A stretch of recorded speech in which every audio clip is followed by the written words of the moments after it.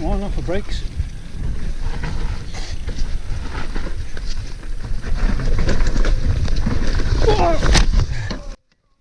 Bollocks!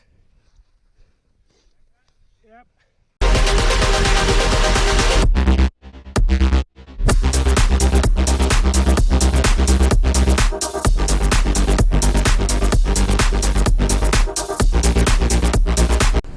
Hi and welcome back to the channel, and today I'm meeting up with my friends to go out on a night ride. It's about 4:30 now, so we've got a couple of hours of daylight before we lose the sun. We're also expecting a few showers tonight, so typically this time of year there's a lot going around Facebook and on the social media. You know, what lights, what you wear, what you take. It's my first night ride, what do I do? So a few helpful hints to see you right. So essentially, night riding, you need a light. So I started off with 1,000 lumen Halfords. I think that was £40. It's a good USB charger, so there's no separate battery pack. Lasts about 3 hours and takes about 3 hours to charge. So that's great, sees you well. The one on top is a 1600 lumen. Again, 3 hour charge time and it's not on full beam for 3 hours, but you get a good hour on full beam and then it works backwards. I find I swap and change between having the higher power on the bars and the lower one on the helmet. Essentially the helmet lets you look around bends and berms so you can see where you want to go. The one on the handlebars essentially lights the trail in front of your tyre, so you haven't got to constantly look down. If you just had one on your helmet, your peripheral will pick up what's under your wheel, but ultimately you're looking ahead of the trail to see where you're going.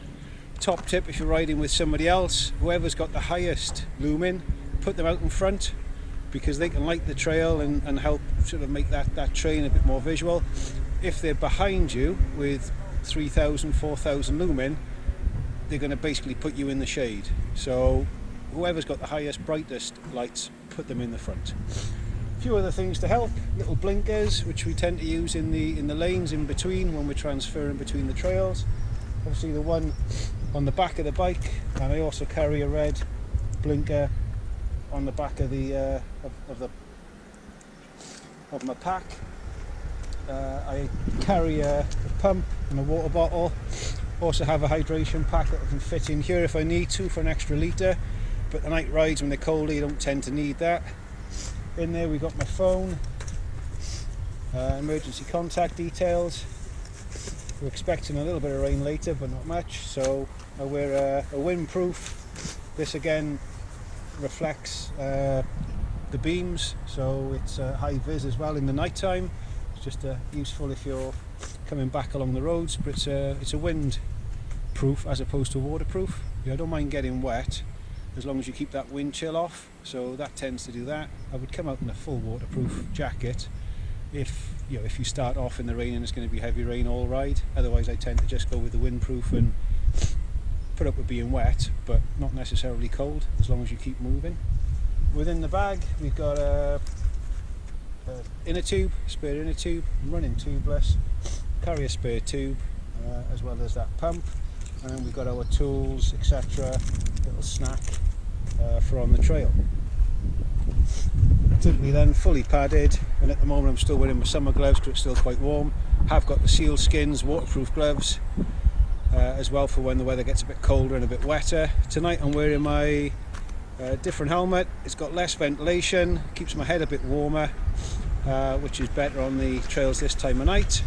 And I'm wearing the riding glasses as opposed to goggles. I find goggles are great if it's dry, but once it starts getting wet and you get moisture inside, yeah, they're a waste of time. So I find these work better, and using my tip, I just use a bit of a bar of dry soap and then buff it off, and then that tends to let the water wick a bit better and they don't condensate. So what we'll do is get a bit of footage up on the trail with the bar light to give you an idea of what happens with that, to get the headlight and the bar light on, and again to see how that works. So have you been out night riding yet? If not, why not? What is it you enjoy about it most? It just makes your typical local trails, switches them up. It makes them harder, makes you concentrate on what you're doing a bit more, and pick your right lines, etc. So enough to say to that. Let's get up in the trails. Typically going to be round what is round 2 on the the Russ Rides Virtual Enduro series, so let's get Caerphilly Mountain and do a few trails. So we've got the bar lights and the headlight on. Make sure all the boys are on the back.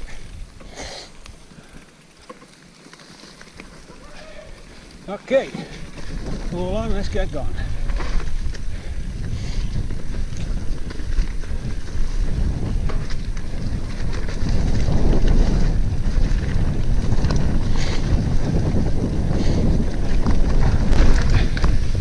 Yes. A bit tasty this one, guys, but nice all the same. Whoa! Front end went. Good catch. And there we go.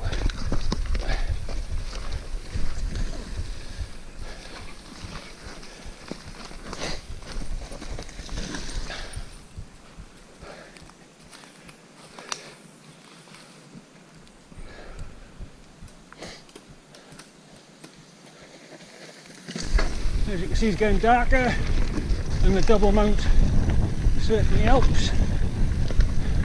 Helps to know where you're going as well.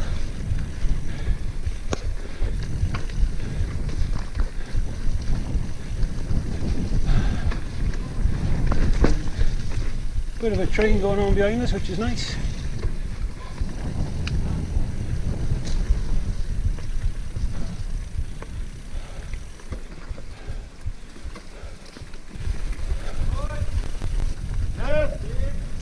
You all in? Yeah. No, back off down. Get left, guys.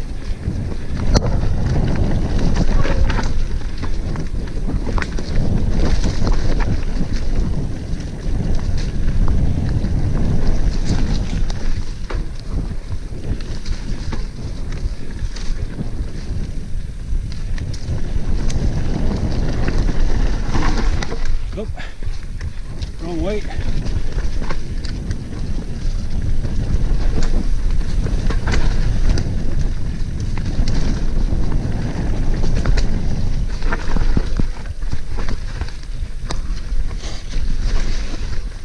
Ah, come on, off the brakes.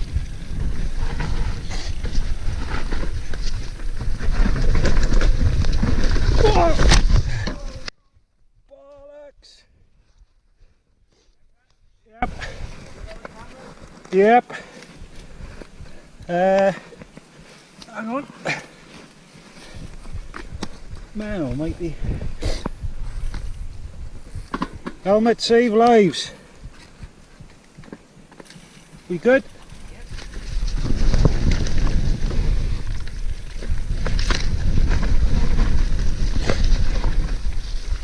Off combat.